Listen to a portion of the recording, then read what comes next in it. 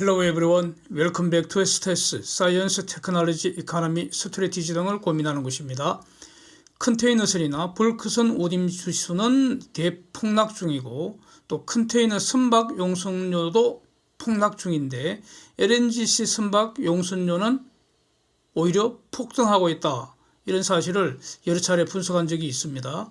최근에 이 LNGC 용선료 폭등은 더 가속되는 것 같아서 지금 일단 한 50만 불까지 갈 것 같다. 이런 보도가 나오고 있습니다. Shooting for the stars. 별까지 치솟겠다는 거고요. 예? 용선료가 너무 올라가서 디징 하이츠, 어지러울 정도로 합니다. 그래서 최근에 용선료 폭등한 사실 정리를 해보고 원인, 그 다음에 이거 언제까지 진행될지 이런 거 한번 정리해 보려고 합니다. 엔진, 최신 엔진 MEGI나 XDF 엔진을 사용하는 경우 지금 일당 31만 3천 불 지난주에 찍은 것 같고요. TFDE 엔진이 일당 27만 6,700불까지 기록을 했다고 합니다. 예, 또 사진 같은 블룸버그 보도를 보면은 쉘이 10월 말에 유럽에 하역하는 가스 운반선은 일당 지금 40만 불에 계약했다 하고요. 인도의 가일이라는 이 선사는 11월 초에 미국에서 인도에 가져올 LNG 선박 일당 36만 불에 계약했다는 겁니다. 그래서 지난 9월 25일 영상 올릴 때 그때 MEGI 엔진이 일당 17.1만 불이었고 TFDE 엔진이 일당 10만 6천 불이었다. 이거 이제 소개하면서 이거 엄청 오른 거다 이렇게 말씀드렸는데 한 일주일 사이에 저렇게 올라 버렸습니다. 물론 블룸버그 사진에서도 그렇게 피크치가 한 서너 개 이렇게 확인이 되는데 21년 최고치가 MEGI 엔진이 29만 불, TFDE 엔진이 25만 5천 불 찍은 기록도 있다고 합니다. 근데 현재 저 가격이 도대체 얼마나 높은 가격인가? 얼마나 미친 가격인가? 이거는 장기 용선 계약의 용선료하고 비교하면 알 수 있을 것 같습니다. 가령 엑선이 10년 또는 15년간 장기 용선하면서 용선에서 사용할 가스 운반선을 선사인 MISC가 이 선박 소유자로서 삼성중공업에 신조 근조를 발주를 한다는 거 아닙니까? 예? 이거를 26년경에 이제 엑선한테 인도되어서 이제 사용은 주로 엑선이 하는 것이고, 예, 엑선은 업스트림으로서 이제 LNG를 생산하는 그런 곳이니까, 최초로 생산하는 그런 업자이니까, 엑선이 생산한 LNG를 배달하는 일은 MISC한테 맡기는 거 아닙니까? 이 경우에 선사인 MISC는 정기적인 해상 화물 배달 일거리를 확보하는 것과 동시에 선박의 용선료 수입도 올리는 이런 비즈니스 모델입니다. 엑선 입장에서는 LNG를 제조 판매 이 업을 영위를 하는데 물건 만들어 파는 자는 고객이 원하는 곳에 물건을 배달해 주는 게 지금 상관습이지 않습니까? 예? 물론 어떤 물건은 고객이 가서 사갖고 오지만 기본적으로는 매도인이 매수자가 지정하는 곳에 이렇게 배달을 해주는 게 그게 일반적인 상관습이죠. 그래서 엑선이 배도 소유하고 배달까지 다 하는 게 원칙인데 이제는 전문화되어서 전문 해상 화물 운송업자인 MISC에게 맡기는데 이거 맡길 때 배도 가져와라 이런 거죠. 예? 엑선 입장에서는 엑선이 갑이니까. 예. 그래서 그렇게 되면 엑선 입장에서는 선박을 소유하느라고 자본 투자할 필요도 없고요. 필요할 때 배달료하고 선박 용선료를 비용으로 털어버리면 되는 이런 구조인 겁니다. 하여튼 비슷하게 현대차가 울산에서 만든 차량을 미국으로 배달하는 일을 HMM 이 컨테이너 선박에 맡기는 구조하고 같지 않겠습니까? 이런 경우에 MISC와 엑선이 주고받는 용선료가 일당 얼마일까? 이거 자료가 정확하게 당연히 공개가 안 되는 것이죠. 그래서 여러 보도를 종합하면서 이 추정치를 제가 알고 있는 게 이런 겁니다. MISC 엑선 저 용선료가 대략 일당 8만 불에서 9만 불이라는 겁니다. 이 가격도 작년 같은 경우에는 대략 한 6억 5천만 불 정도였는데 금년에 이 LNGC 신조 가격이 대략 한 2억 4천만 불까지 올랐지 않습니까? 올랐기 때문에 저 용선료도 저렇게 좀 올랐다는 겁니다. 예? 이 정도 수준입니다. 그러니까 지금 현재 스팟 용선료가 얼마나 비싼지 이렇게 비교가 된다 이런 것입니다. 그래서 지금 저렇게 폭등한 이유가 무엇인가? 언제까지 저 높은 가격이 지금 고공행진 계속할 것인가? 이게 지금 조선사에는 어떤 의미가 있는가? 이게 이제 우리의 관심사일 것 같습니다. 그냥 정리해 보겠습니다. LNGC는 선박 건조 단계부터 장기 용선 계약을 전제로 하고 있습니다. 지금 카타르 물량 받은 것도 전부 다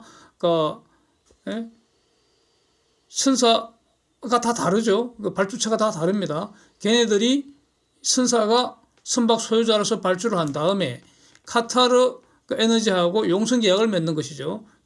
결국 선박의 모든 사용 비용은 결국 카타르 에너지가 부담을 하는 겁니다. 그러나 구조는 선사가 소유를 하고 발주를 하고 또 사용은 카타르 에너지가 하는데 카타르 에너지하고 선사 사이에 사용 계약을 맺는 것이죠. 이게 바로 용선 계약입니다. 그래서 대부분의 LNGC는 발주 당시부터 임자가 다 있다는 겁니다. 임자가 다 있다는 겁니다. 즉 스팟 마켓에서 용선용 선박의 숫자가 태생적으로 매우 적다는 겁니다. 그리고 지금은 북반구에 이제 겨울이 오고 있기 때문에 계절적으로 LNGC 스팟 용선 수요가 증가하는 시기입니다. 이때는 가스 운반선뿐만 아니라 원유 운반선도 같습니다.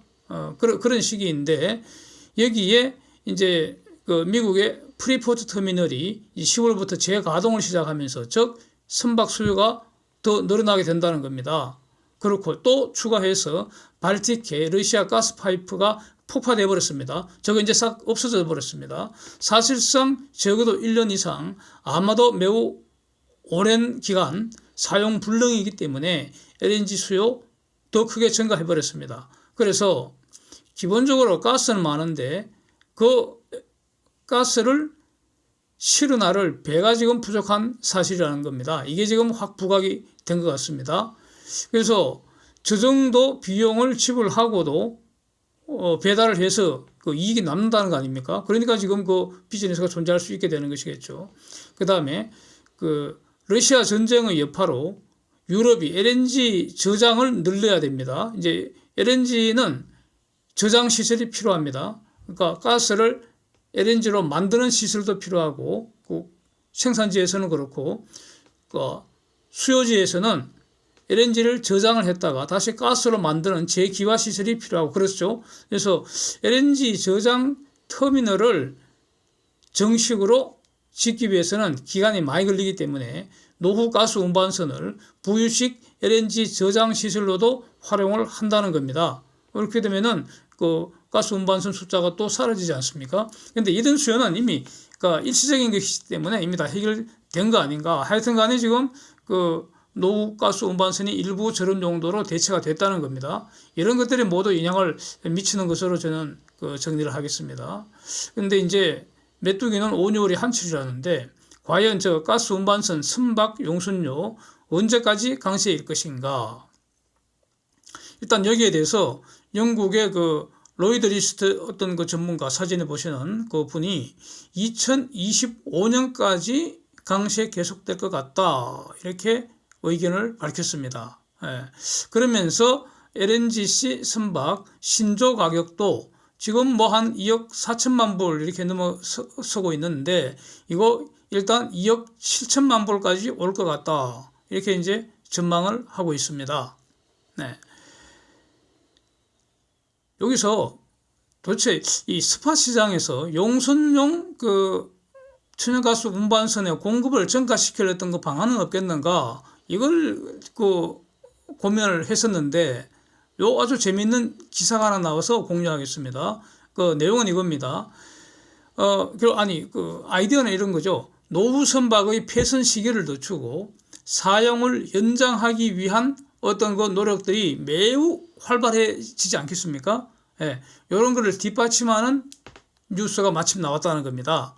대표적인 것이 그 탄소 배출 줄이기 위해서 탄소 포집기 설치하는 이런 어떤 그 방안들일 텐데, 바질라하고 그리스 LNG 선사인 캐피탈 가스가 이런 종류의 어떤 거 계약, 즉 배출가스, 그 온실가스 저감시키는 어떤 그 방안, 이런 그 컨설팅, 이런 계약을 체결했다는 겁니다. 앞으로 저런 것들이 많이 늘어나지 않겠습니까? 저렇게 되면은 용선료 급등으로 이제 그 노후 선박에 저런 그 배기가스 줄이는 온실가스 배출을 줄이는 투자를 하는 그 비용을 초과해서 용선료 수입이 더 늘어난다면, 즉 용선에 따른 한계 수익이 온실가스 줄이기 위한 한계 비용을 초과하면은 당연히 저런 어떤 게 결정을 하지 않겠습니까? 그리스만 할 게 아니라 전 세계에서 다 하지 않겠습니까? 이렇게 되면은 탄소 포집 기술 발전도 가속시키지 않겠습니까? 저렇게 되면은 기본적으로는 그러니까 저런 투자를 하지 않았을 때 속도보다도 저런 투자를 하게 되면은 속도를 증가시킬 수 있을 테니까, 이는 같은 선박이라도 선박의 척수는 동일하더라도 전체적으로 그 선박의 선복량을 증가시키는 요인이 되지 않겠습니까? 이런 점이고요. 그러나 저거는 임시방편일 뿐이고 궁극의 해결책은 한국 조선사들이 제공할 것 같습니다. 제가 조사한 바로는 한국에서 인도되는 가스 운반선이 23년에는 19척이고요. 24년에는 61척으로 늘어나고, 그래서 24년까지 모두 80척이 이제 한국에서 전 세계 시장에 인도가 되고요. 25년 이후에는 더 폭증을 하게 된다는 겁니다. 현재 그 한국 조선사에서 196척의 가스 운반선이 지금 만들고 있는데 25년 이후 인도되는 선박이 24년까지 80척인데 그 별도로 추가로 116척 이상이라는 겁니다. 예, 앞으로도 계속 또 늘어나지 않겠습니까? 그래서 물론 이거 전부 다 대부분 전기 용선에 투입되겠지만 어쨌든 간에 전체적으로 LNG 수요를 충족시켜 줄 것이기 때문에 스팟 그 선박 용선 수요도 감소시키게 될 거다, 진정시키게 될 거다, 이런 겁니다. 그래서 궁극의 해결책은 한국이 제공할 수밖에 없다, 이런 겁니다. 네, 좋은 소식입니다. 그래서 그리고 또 하나 다행스러운 것은 노르웨이에서 폴란드로 가는 발틱 파이프가 10월 1일자로 준공이 되어서 지금 가동을 시작을 했다는 사실입니다. 그런데 이게 아쉽게도 용량이 좀 적습니다. 연간 10 BCMI, 즉 10 빌리언 큐빅미터 per year, 이 정도입니다. 10. 그래서 일단 폴란드가 1월부터 2.4를 받는다고 하고요. 순차로 폴란드가 8까지 이미 예약을 다 완료한 상태입니다. 그래서 풀 가동해도 지금 유럽 다른 부분에 보낼 여유분이 2밖에 안 된다는 겁니다. 근데 이게 얼마나 적은 거냐? 가령 노르드 스트림 1의 용량이 55 BCMY였고요. 그다음에 야말 스트림도 33 BCM이었습니다. 연간. 예, 근데 지금 노드 스트림 1, 또 야말 스트림 다 지금 가동 중단되어 있습니다. 예, 노드 스트림 1은 파괴되어 버려서 사용 못 하고요. 야말 스트림은 지난 10월 이후로 러시아가 잠궈 버렸습니다. 예. 근데 잠그는 건 러시아가 마음대로 잠그지만 러시아가 보내고 싶다고 해서 마음대로 또 보내지는 못할 겁니다. 유럽이 안 받아버리면 그만입니다. 하여튼 그런 상태입니다. 그래서 노르웨이 파이프로 러시아 파이프 가스를 이거 완전 대체할 수는 없는 것이죠. 그러니까 일부는 노르웨이 발틱 파이프, 그 다음에 또 일부는 LNGC로 대체하는 이런 이제 형상이 되는데,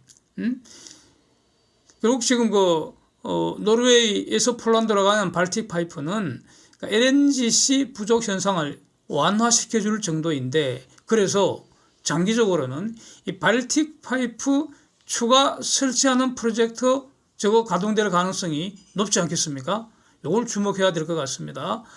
그리고 이런 프로젝트는 결국 그러니까 노르웨이에서 가는 거기 때문에 에퀴노르 등이 주도할 가능성이 많고요. 여기에는 이제 그 FLNG 같은 게 필요할 것이고 FPS도 필요할 것이고 그래서 지금 에퀴노르의 이런 그 해양 플랜트 비즈니스 동맹업자가 누굽니까? 바로 삼성중공업이라는 겁니다. 얼마 전에 영상으로 봤습니다. 예. 그래서 하여튼 그 가스 운반선 용선료가 지금 너무 오르는 거 이거 참 바람직하지 않은 것 같습니다. 그래서 일단 탐욕을 버리고 어려움을 같이 해결해 나간다 이런 연대의 정신이 좀 필요하지 않을까 뭐 이렇게 잘 돼 나가리라고 하여튼 저는 낙관적으로 이렇게 정리를 하겠습니다.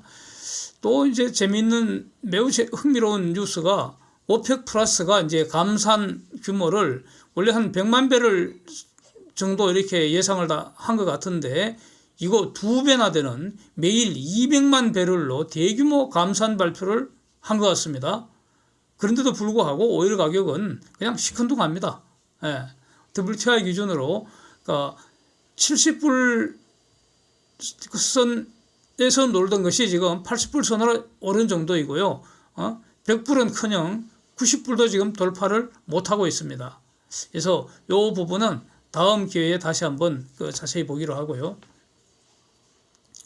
저는 이제 이 LNGC 용선료가 개인적으로는 이번 겨울 시즌 지나면서 정점 찍지 않을까 이렇게 정리를 하고 있습니다.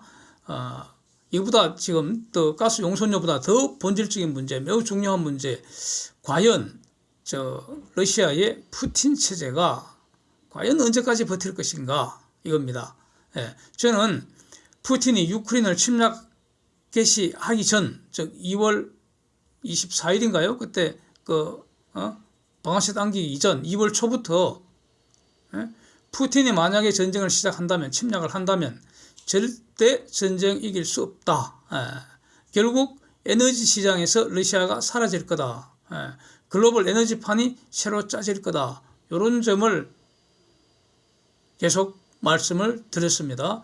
그래서 여러분 비교적 정확하게 분석을 했던 것으로 저는 자평합니다. 이런 말씀도 몇 번 들었는데 다시 새로운 화두를 한번 던져보겠습니다.